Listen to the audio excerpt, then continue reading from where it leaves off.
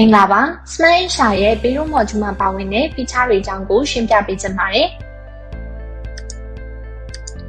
Smart HR ရဲ့ Payroll Module မှာပါဝင်တဲ့ Employee Salary ဆိုတာကတော့ဝန်ထမ်းတွေရဲ့အခြေခံလစာတွေထည့်သွင်းတာဝန်ထမ်းတွေကိုသတ်မှတ်ပေးထားတဲ့အပိုဆောင်ပေးငွေတွေဖြစ်တဲ့နေထိုင်စရိတ်တွေလမ်းစရိတ်တွေထမင်းစရိတ်နဲ့အခြားသောအပိုဆောင်ပေးငွေတွေကိုဖြည့်သွင်းလို့ရတဲ့နေရာပဲဖြစ်ပါတယ်။ဒါ့အပြင်ဝန်ထမ်းတွေစီကနေပြီးတော့နှုတ်ယူရမယ်အခွန်အခတွေဖြစ်တဲ့ဝင်ငွေခွန်တွေလူမှုဖူလုံရေးကြေးတွေကိုဒီထဲမှာလာပြီးတော့သတ်မှတ်လို့ရမှာပဲဖြစ်ပါတယ်။ Advance pay ဆိုတာကတော့ဝန်ထမ်းတွေကကုမ္ပဏီကနေပြီးတော့လစာကြိုထုတ်တဲ့အခါမျိုးကြလို့ရှိရင် HR admin အနေနဲ့ကြိုထုတ်ငွေစာရင်းတွေကိုလအလိုက်စာရင်းသွင်းလို့ရတာပဲဖြစ်ပါတယ်။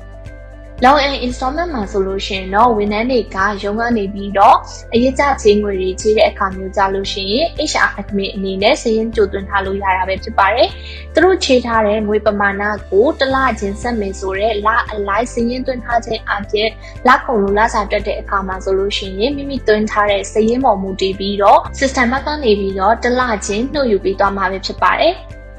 ဝန်ထမ်းတွေအကုန်လုံးရဲ့လစာတွက်ချက်တဲ့အခါမှာဆိုလို့ရှိရင် monthly salary calculation ကနေပြီးတော့ click တစ်ချက်နဲ့ရုံနဲ့ဝန်ထမ်းတွေရဲ့အခြေခံလစာတွေဝန်ထမ်းတွေကိုထပ်တိုးပို့ပေးရတဲ့ overtime ကြီးငွေတွေ